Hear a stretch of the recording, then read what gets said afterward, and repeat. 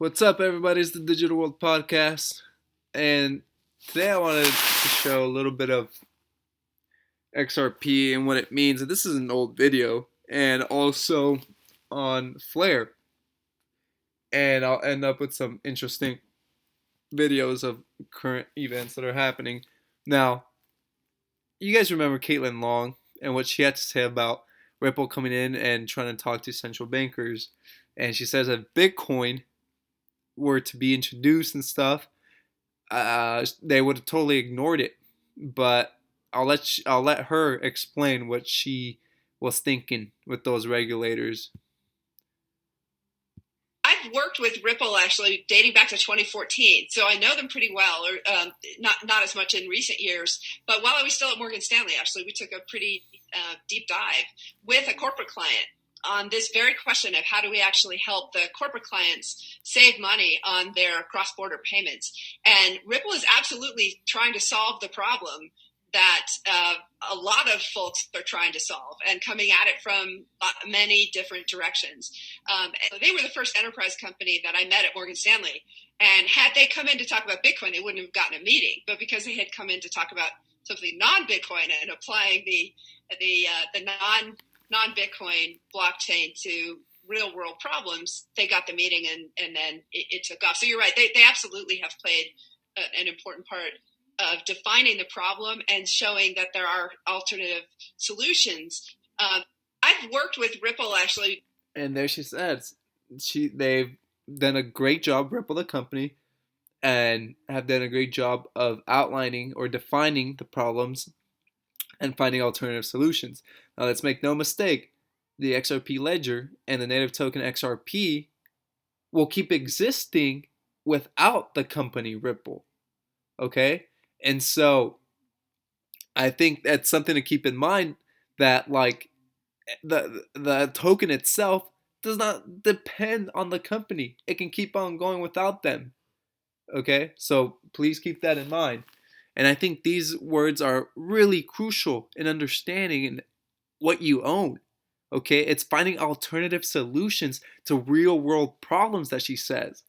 And apparently, indirectly, she's saying Bitcoin doesn't do that. And the regulators are not interested in it.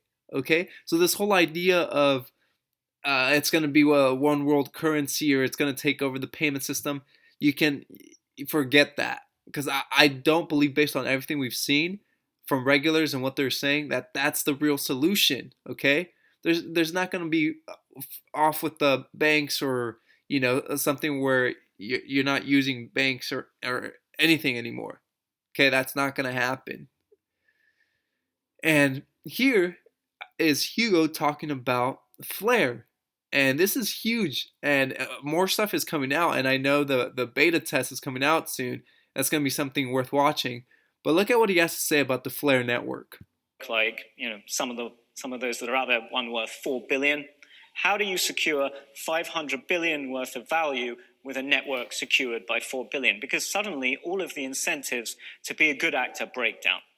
And so we think that essentially what is currently existing is unscalable, and taken to its logical conclusion would be a massively inefficient use of capital and deeply regressive, especially given we actually have better ways to deal with it already in the existing world. It's called law and sanction.